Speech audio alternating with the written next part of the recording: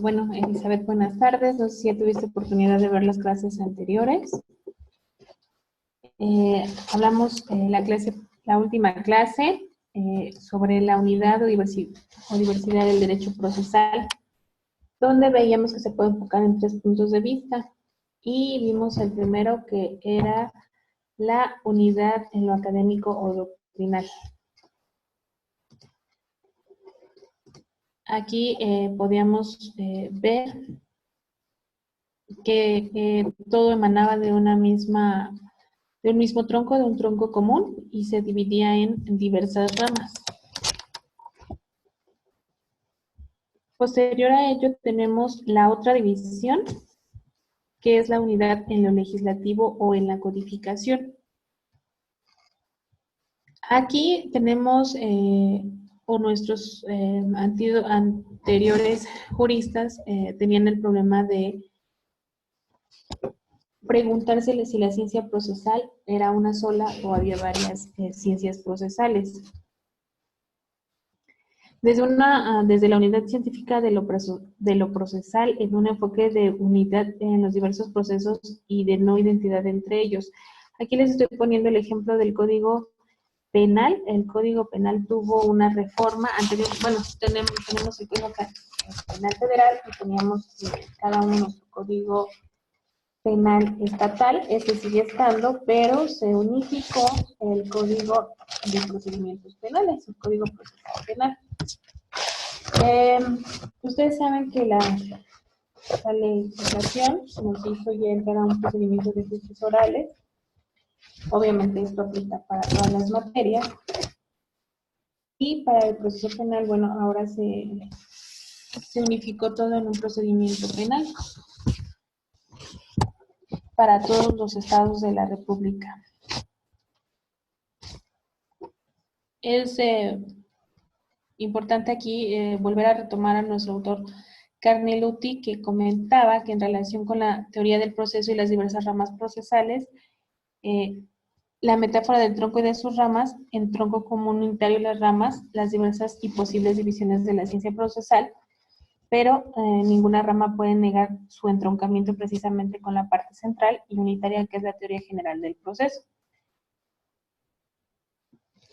En cuestión de la unidad legislativa, por ejemplo, en materia mercantil, no tenemos un código de procedimientos mercantiles.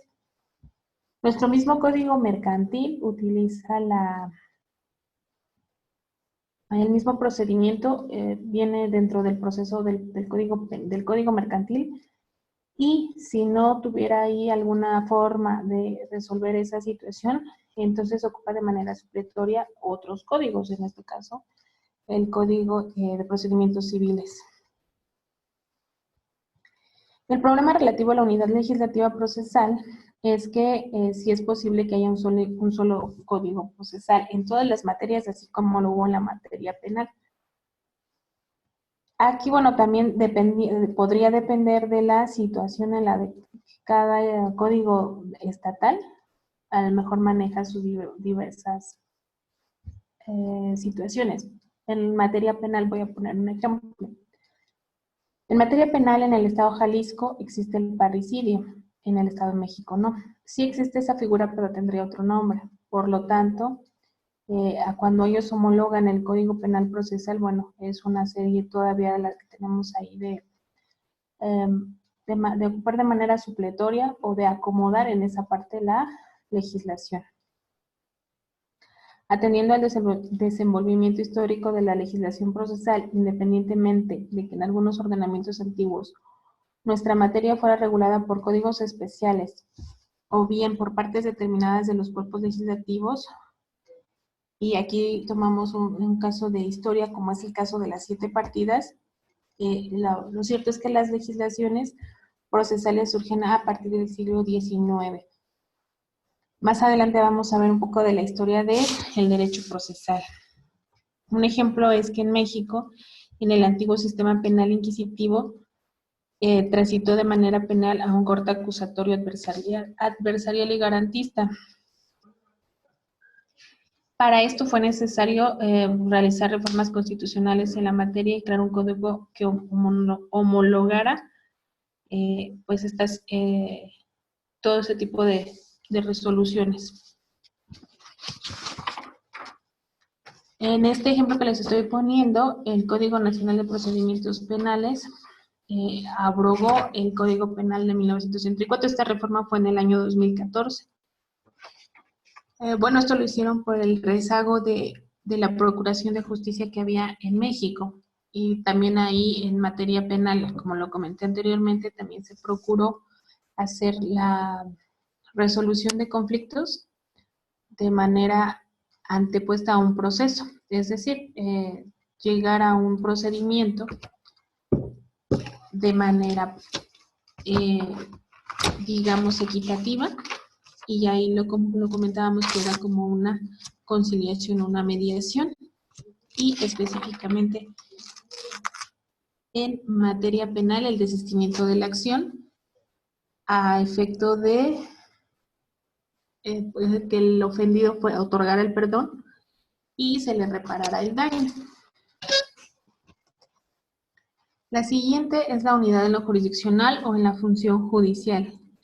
En este caso, después de muchas situaciones o circunstancias que se estudiaron en esta problemática social, se llegó a la formulación de 7 puntos, que son: el contenido de todo proceso es un litigio, como lo vimos en la primera clase. Para que exista una situación judicial necesitamos tener un litigio, que es un conflicto de intereses.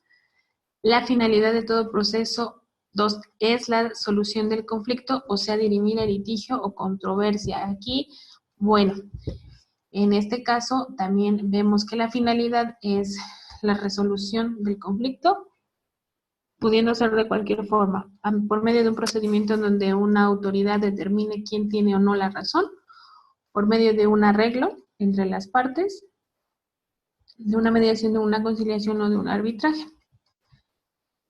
3. En todo proceso existen siempre un juez o un tribunal y 2 partes que están supeditadas a ese tribunal o a ese juez y que tienen intereses contrapuestos entre sí. Nosotros veíamos que necesitamos que exista esa necesidad de pelear por ese interés jurídico, de que existe ese conflicto, para que obviamente se lleve a cabo un procedimiento. Tienen que existir 2 partes, que necesariamente no son 2 personas, pueden ser más personas, pero sí 2 partes, una parte que reclama el interés y otra parte que niega ese interés, a lo que en clase anterior llamábamos pretensión. 4. Todo proceso presupone la existencia de una organización de tribunales con jerarquías y competencias, es decir, con un escalonamiento de autoridad y con una distribución de funciones. Aquí también podemos ver cómo inclusive hay diversos recursos dentro de un mismo procedimiento. Tú puedes llevar un procedimiento en materia común y después puedes aceptar o puedes ver una de las siguientes opciones que te da el procedimiento, como es un recurso de revisión o como es un amparo. Todo esto con una jerarquía organizada. 5. En todo proceso existe una secuencia u orden de etapas desde la iniciación hasta el fin del mismo. Dentro del proceso, bueno, vamos a ver que tenemos una serie de etapas que tenemos que seguir para llegar a esa resolución. Inclusive en una mediación o en una conciliación también forma parte de un proceso. Es una etapa más del proceso. 6. En todo proceso existe un principio general de impugnación, o sea que las partes deben tener los medios para combatir las resoluciones de los tribunales cuando estas sean incorrectas, ilegales, equivocadas o irregulares, o consideren no apegadas a derecho. Similar al cuarto, que es lo que les estaba comentando. Si yo veo que me están vulnerando alguna garantía o que en este caso el juez no tomó la decisión de manera equitativa, bueno, tengo medios para demandar esa situación que yo considero de mi derecho, impugnar esa decisión mediante un recurso de revisión o mediante una apelación o mediante un amparo, en el caso de que se me vulnere algún derecho humano. 7. En todo proceso existen las cargas procesales como necesidad de actuación de las partes. Aquí vamos a ver posteriormente cómo la carga procesal es quién tiene el derecho y quién tiene la obligación de demostrar.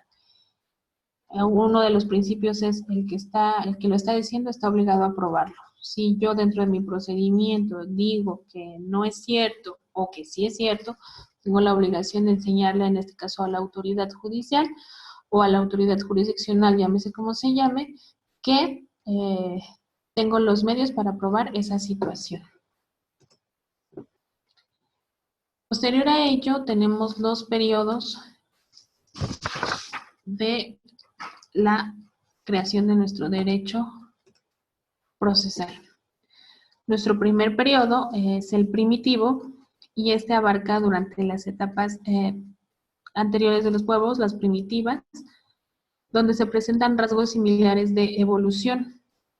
Así, en cualquier comunidad primitiva observamos que la administración de justicia está en manos de un jefe, que ahorita podríamos llamarlo un órgano jurisdiccional, anteriormente de un consejo de ancianos, podría ser de un brujo, y la solución del litigio tendría características místicas o hasta cierto grado religiosas. Al evolucionar, estas comunidades primitivas comenzaron a tolerar y reglamentar ciertas formas autocompositivas, término que también ya pudimos tocar anteriormente y que es identificativo de muchas comunidades primitivas.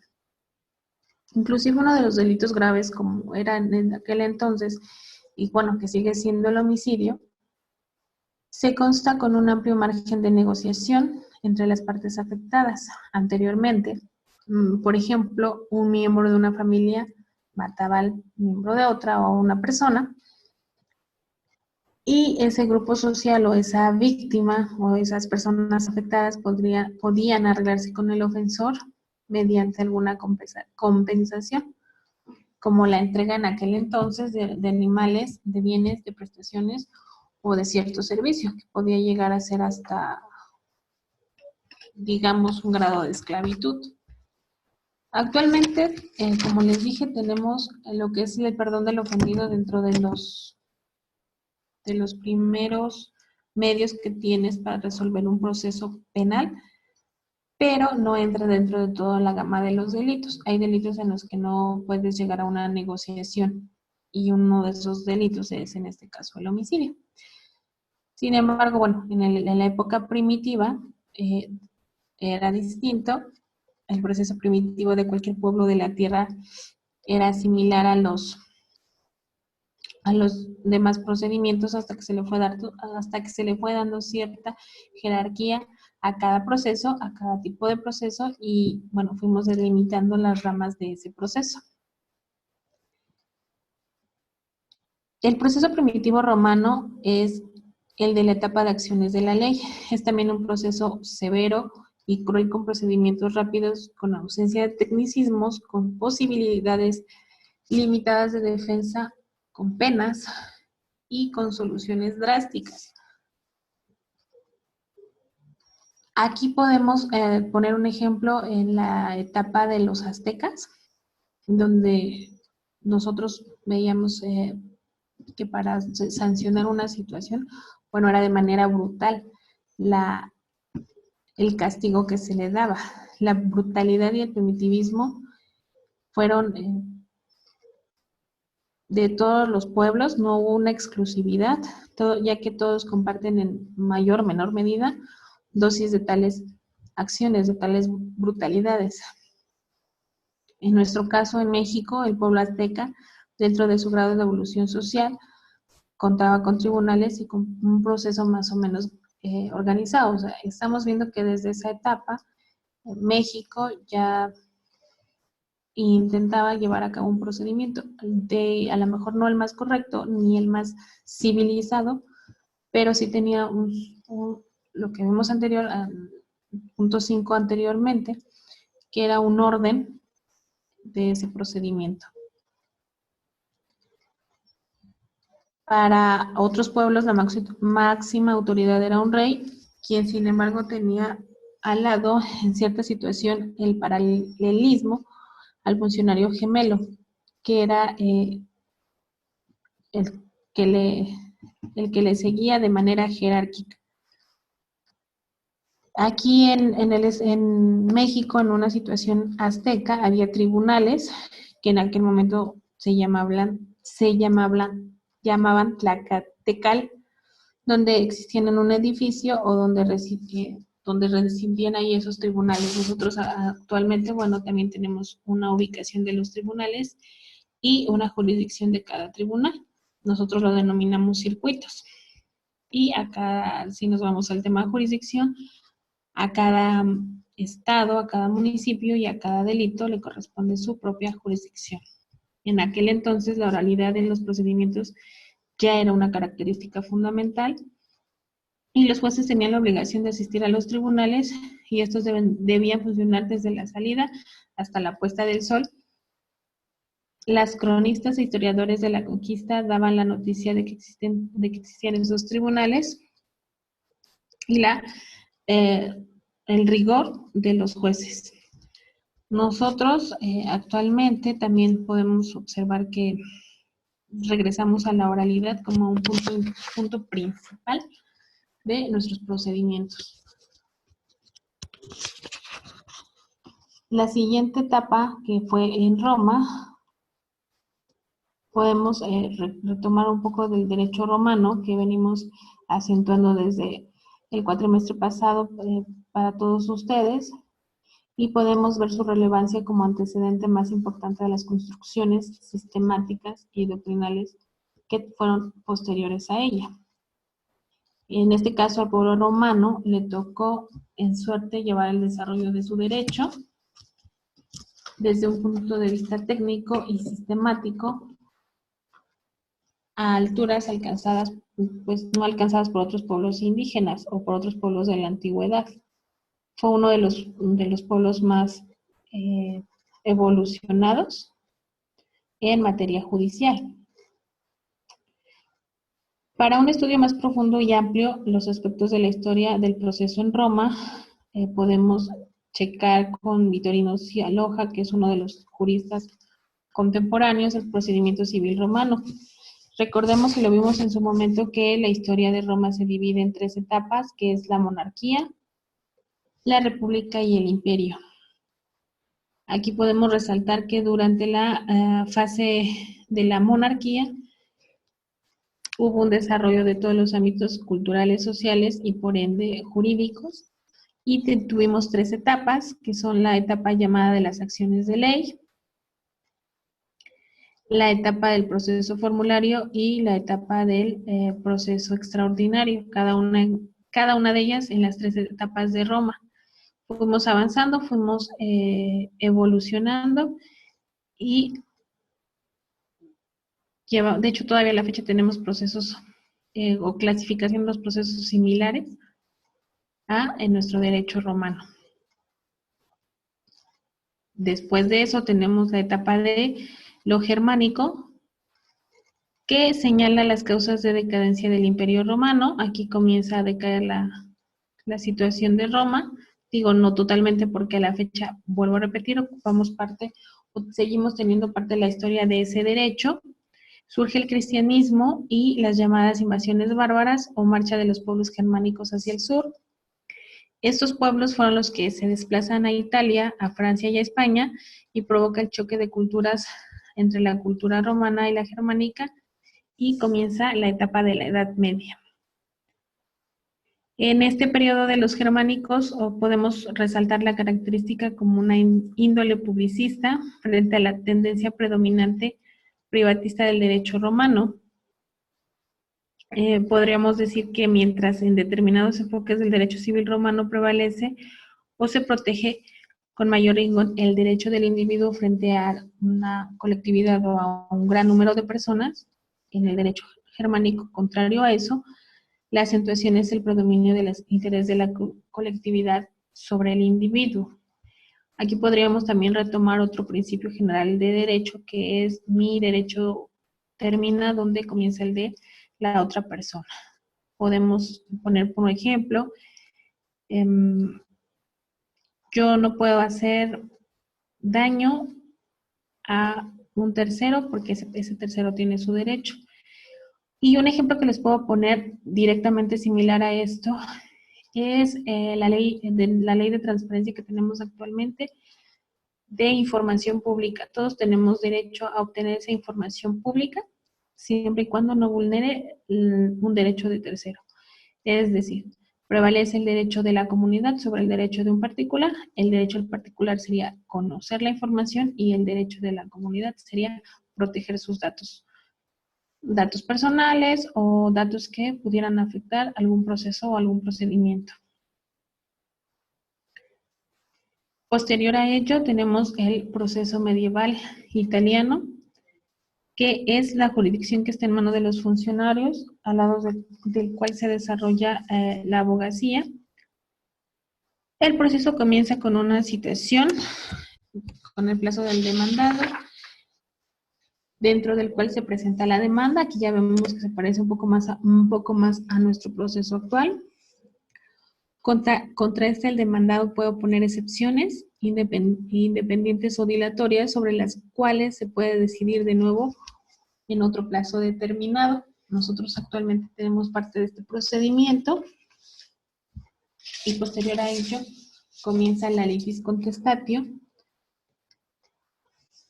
que se entiende como una incorporación del demandado a la contienda en el caso de que no se pongan excepciones.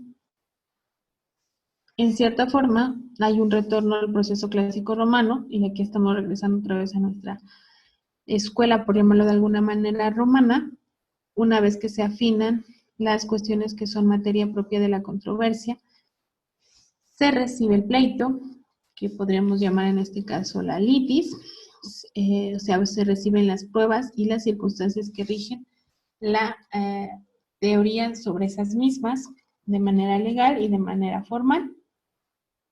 Y ya hay unas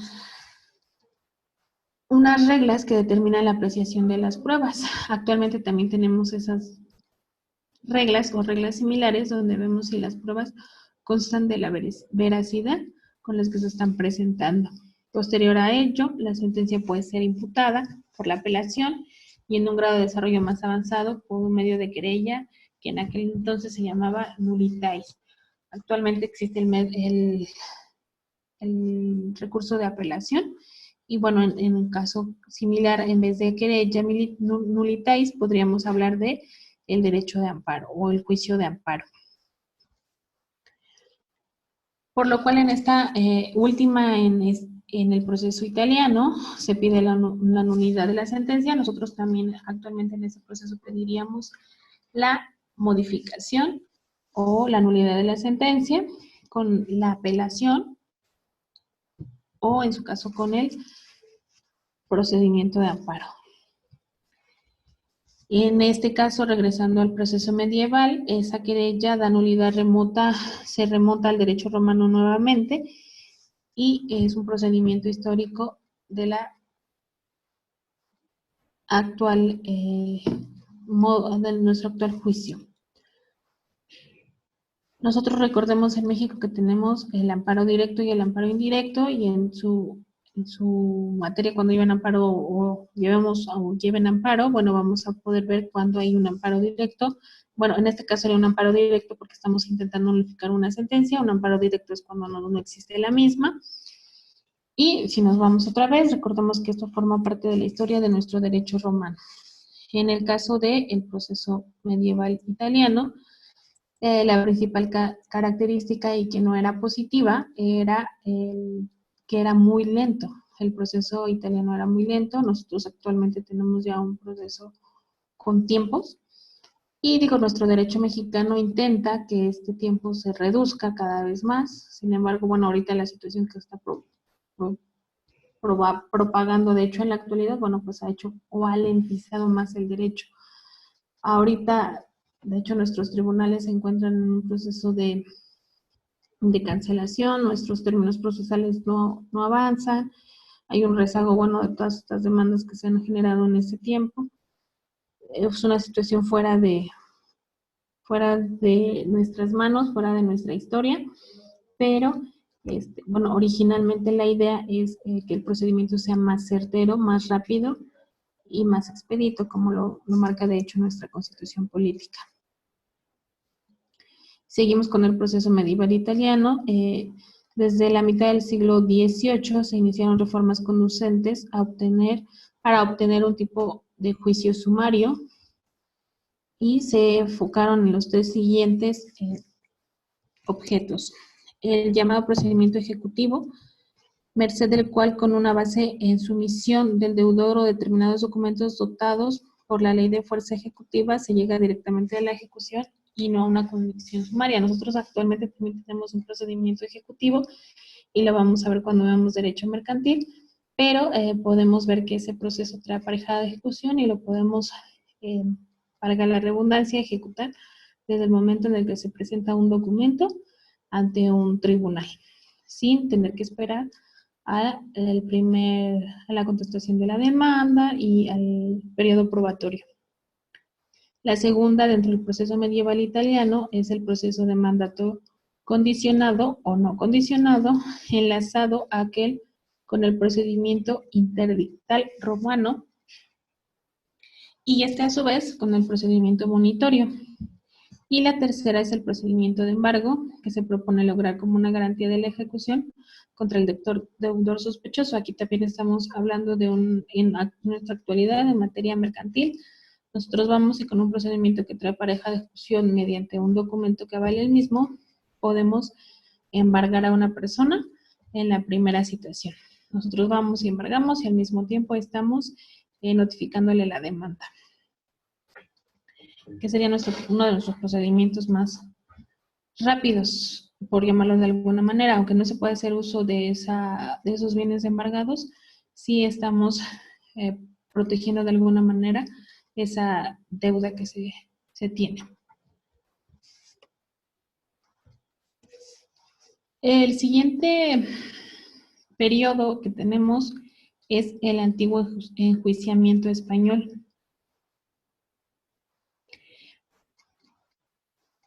Aquí necesitamos abordar este procedimiento, ya que también tenemos mucha historia de él. Desde un punto de vista histórico, no podemos abordarlo de una manera muy superficial, ya que tenemos historia recurrente sobre el enjuiciamiento español, ya que explica fácilmente por qué el derecho español se aplicó durante la colonia y por qué en México la legislación procesal civil, que nos enfoca más adelante, de la época independiente está inspirada preponderantemente y tiene sus raíces en esta etapa. Hasta los últimos códigos muestra todavía su influencia. Es un poquito difícil hacer referencia correcta que resuma las principales características del derecho procesal español antiguo, pero hay varias razones que explican esta situación, como la circunstancia de que el proceso español se proyecta históricamente a través de más de 10 siglos. Y además la historia misma de España, que como es bien sabido es una mezcla de influencias célicas, fénicas, griegas, romanas, visigodas y árabes. La organización judicial con aplicación exclusiva a los godos aparece en España, en la España consignada, más que los cuerpos de la legislación general, más o menos influidos por ideas romanas, que fueron en las ciudades donde el derecho se manifiesta con mayor espontaneidad. Lo cierto, de forma similar a lo que sucede en la península itálica, también en la península ibérica, en la cual el proceso romano tuvo vigencia. También el elemento germánico se incorpora con la invasión de los pueblos germánicos al norte y expresan que son dos mundos antagónicos, del germano del romano, y surge el enjuiciamiento español. Podemos ver algunos ejemplos de el enjuiciamiento español, como son el Código de Partidas. Este fue del año 1265, el Ordenamiento de Alcalá, el Ordenamiento Real de 1485, las Ordenanzas de Medina, las ordenanzas de Madrid, las ordenanzas de Alcalá, la ley del Toro, las nuevas recopilaciones de 1567 y la novísima recopilación de las leyes españolas, ya un poquito más acá, en 1805. De hecho, nosotros cuando estudiamos historia del derecho, una de las principales leyes que se estudia son el Código de Partidas y podemos ver que sí se remonta a muchos años atrás. Nuestro siguiente periodo es la Revolución Francesa y la codificación. Esto recordemos que la Revolución Francesa fue un movimiento social, un movimiento económico y también un movimiento filosófico y político que trascendió en toda la humanidad, pero de manera muy especial pues en Europa para los pueblos llamados de culturas occidentales. Representó para ellos en su historia el triunfo de la burguesía sobre la nobleza y sobre el feudalismo, y significó un paso más de la lucha de clases. En el aspecto político, la Revolución Francesa se basa en la filosofía de la Ilustración y en los pensamientos de grandes filósofos que pudieron haber leído desde la preparatoria, como Rousseau, Montesquieu, Voltaire y Locke, que bueno, a la fecha y en derecho también tocamos mucho los temas y la filosofía de estos autores, entre otros, y ataca el poder absoluto de los monarcas, monarquía que vimos en el derecho romano y en Roma, como lo que sienten las bases para la creación de los modernos estados de derecho y coloca los cimientos que sostendría el capitalismo ya actual y la revolución industrial mecánica. La nueva filosofía del Estado implicó la fijación de límites a su actividad y con ello un lugar para los derechos fundamentales del hombre y del ciudadano o las garantías individuales que nosotros todavía en la actualidad tenemos. Vuelvo a repetir, con el derecho de amparo, garantías individuales o derechos humanos actualmente con la última reforma. Y esta filosofía se caracteriza por ser un movimiento individualista de la clase burguesa que está en contra de la monarquía y de la nobleza, pero de la burguesía como clase revolucionada formada por los habitantes de los pueblos, por los ciudadanos que rompen los moldes y los privilegios de la nobleza. Algo así como que estamos viviendo en la actualidad nosotros en cuestión política, que se le está, o en teoría se le quiere dar una prioridad a la parte más vulnerable de la población.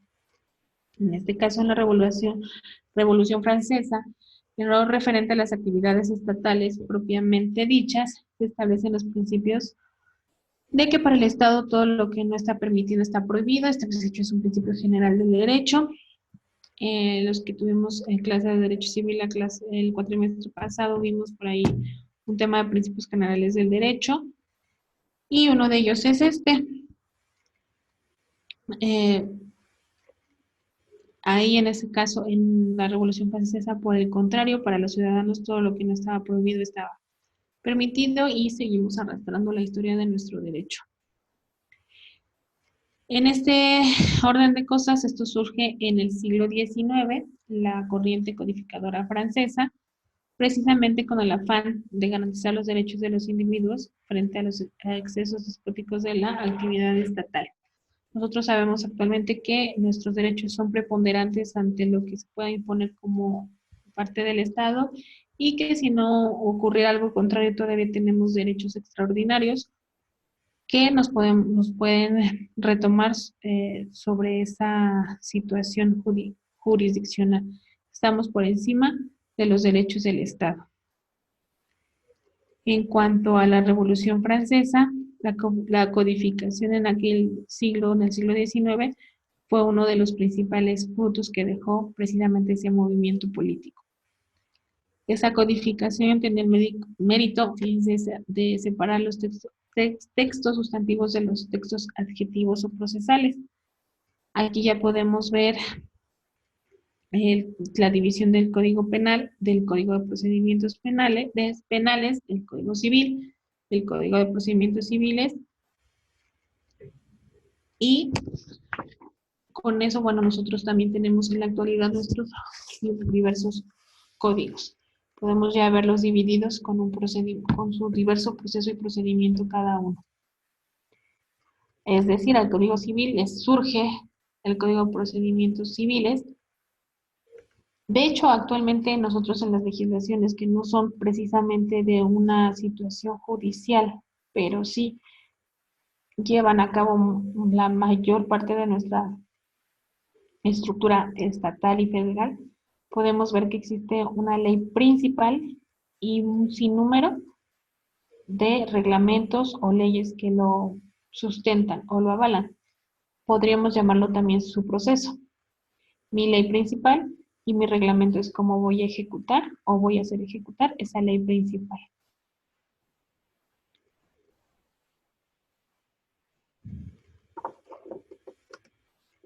¿Hasta aquí tienen alguna duda, chicas? Chicas. No, Miss, podemos, continuar. Bueno, sí está bien, está claro.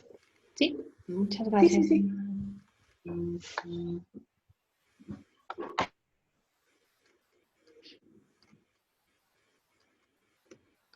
El siguiente tema es la evolución de la doctrina procesal y el surgimiento de la corriente científica del proceso. Y aquí en el cuadrito, no sé si alcancen a observar, pudimos poner ahí un cuadrito en la etapa primitiva, que es similar a la primera que vimos dentro del tema anterior. Ahí podemos ver que no había literatura procesal. Todas las consideraciones sobre ella son simplemente de tipo histórico y su enfoque es el de la filosofía de la historia, lo que pudimos rescatar de la historia. En este aspecto remitimos a las muy breves consideraciones que ya pudimos haber hecho antes de los pueblos primitivos, de los ejemplos que poníamos con los aztecas y de los ejemplos que poníamos inclusive cuando ocupábamos el ojo por ojo y diente por diente y se hacía justicia, bueno, de alguna manera por su propia mano la población. La segunda etapa o la siguiente etapa es la etapa de la literatura romana. Y aquí podemos rescatar que en Roma existe ya un proceso que se conoce, por lo menos en sus líneas generales, con bastante precisión, aunque aún todavía no podemos hablar de una existencia de literatura procesal. Sin embargo, bueno, pues sí se han rescatado varias situaciones del derecho romano que podríamos establecer como ya un antecedente. Ya más específicamente en la escuela judicialista, se desenvuelve sobre todo su entorno en la Universidad de Bolonia, esto entre los siglos XI y XIII, y en esta tendencia ya se establece el concepto de juicio, y estos mismos ya están divididos en tiempos,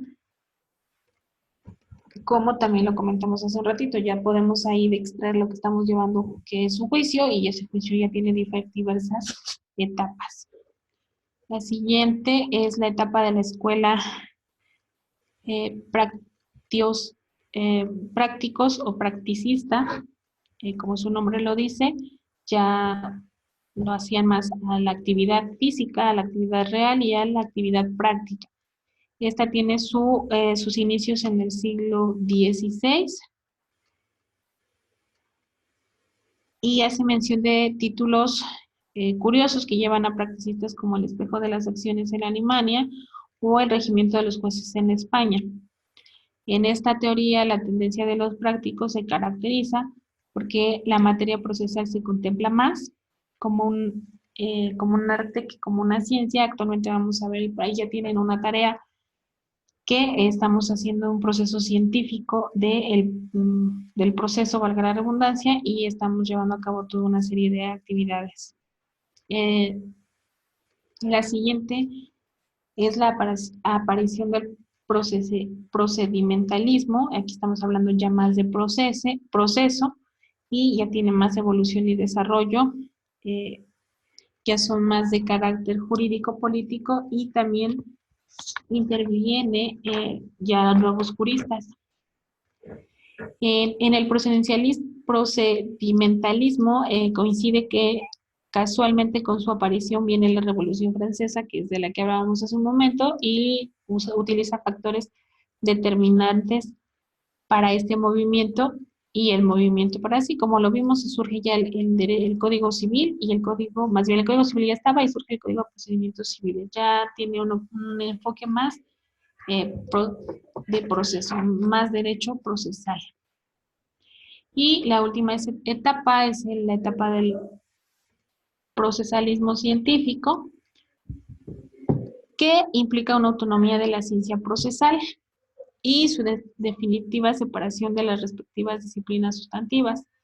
El enfoque de la disciplina no es meramente descriptivo y analítico, pero sí es un procedimentalismo que, por el contrario, pretende ser rigurosamente científico e integral respecto al fenómeno procesal, y no solo analizar, sino también sintetizar y estructurar su construcción sistemática. Aquí podemos observar que ya tenemos un proceso científico, una investigación, una observación, una hipótesis, un experimento, y un experimento que se ha llevado a cabo varias veces, y un resultado. Para muchos autores y estudiantes, nuestro derecho no puede ser una cuestión científica, porque no siempre va a tener el mismo resultado, toda vez que estamos hablando de una situación enfocada a personas, y las personas tendemos a cambiar y las circunstancias tienden a cambiar. No es meramente una ciencia, pero sí tiene un proceso científico estudiado y en su mayoría con el mismo resultado.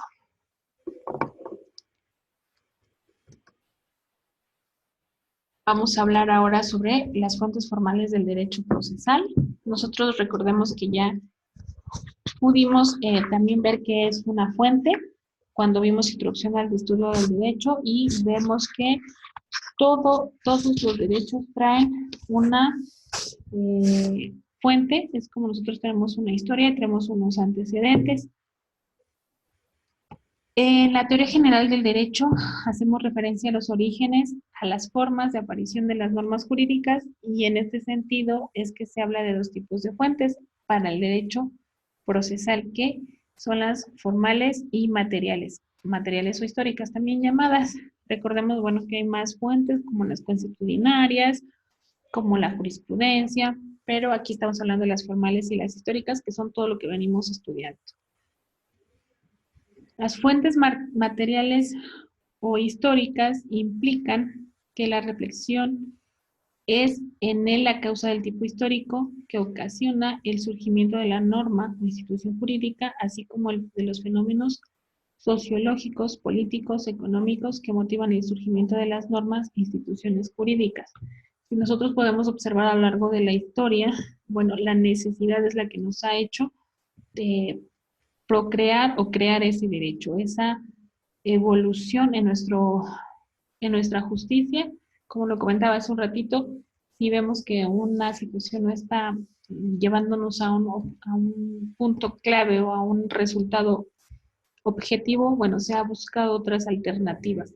Una de las alternativas más actuales que podríamos ver es la mediación o la conciliación, y la reforma que hubo a establecerlo como una obligatoriedad. Otra de las reformas que podemos observar y que también ya comentamos es el cambio del derecho laboral de una instancia independiente a un proceso directamente jurisdiccional, como son los tribunales de arbitraje.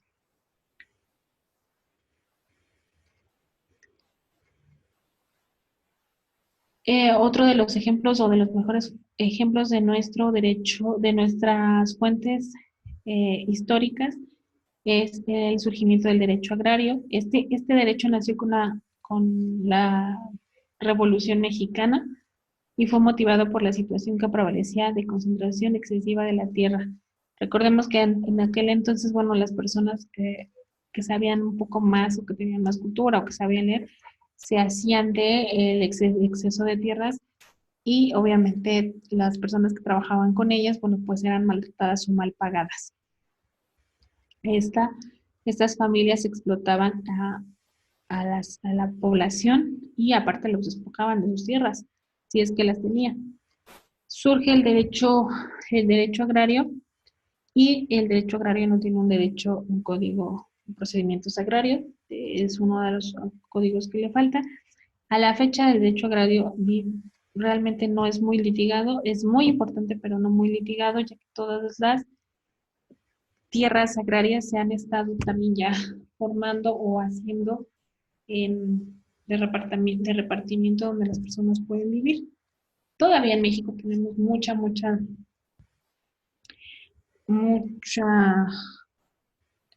tierra para la siembra, pero cada vez, digamos, eso se está terminando.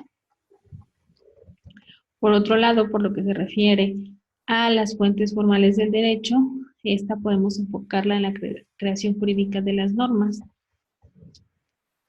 Puede ser la consideración de tipo político y social, como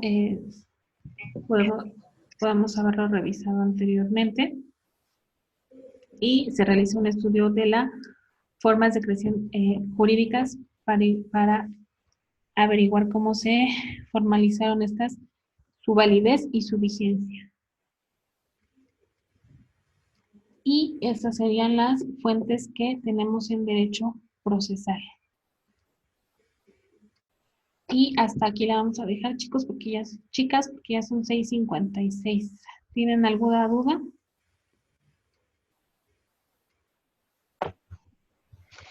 No, Lick, por el momento no. Ok. Alma. Hola, buenas noches. Buenas noches. De todos ahora sí que los derechos que se han mencionado ahorita, yo en lo que he escuchado, por decir, ¿en dónde se acomoda, en dónde entra y con qué fuentes el derecho orgánico? Orgánico no porque sea degradable, ¿verdad? Orgánico porque pertenece a las organizaciones, como que son independientes, ¿no? ¿Dónde se acomoda en sus fuentes, pues, el derecho orgánico? ¿Dónde tiene sus fuentes? ¿Y dónde se acomoda el derecho orgánico? ¿Sí me expliqué? Perdón. Bueno, es que estamos hablando de fuentes y las fuentes estamos dividiendo las que hay materiales y formales. Ajá. Pero no sé si a eso te refieres con tu pregunta. Y las fuentes del derecho orgánico, las fuentes formales, como que dónde se acomoda. Me surgió esto porque estábamos hablando del derecho agrario.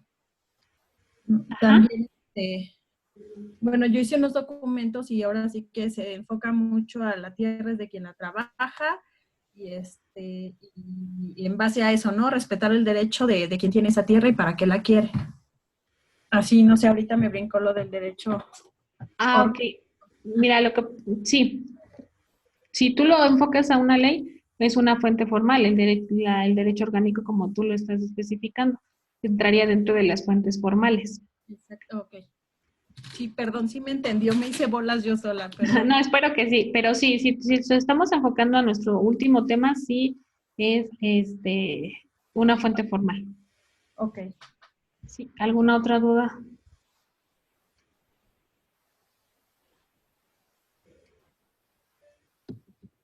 ¿No? ¿No, chicas? Bueno, entonces vamos a concluir por aquí la clase, porque me parece que ya va a entrar el otro profesor.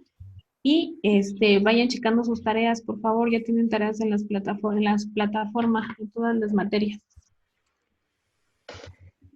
Sí, Lick, gracias, ya lo estaremos checando. Bueno, muchas gracias. Profesor Jorge, muchas gracias. Gracias a usted, Lick. Hasta luego, bye. Gracias, Lick, buenas noches. Buenas noches.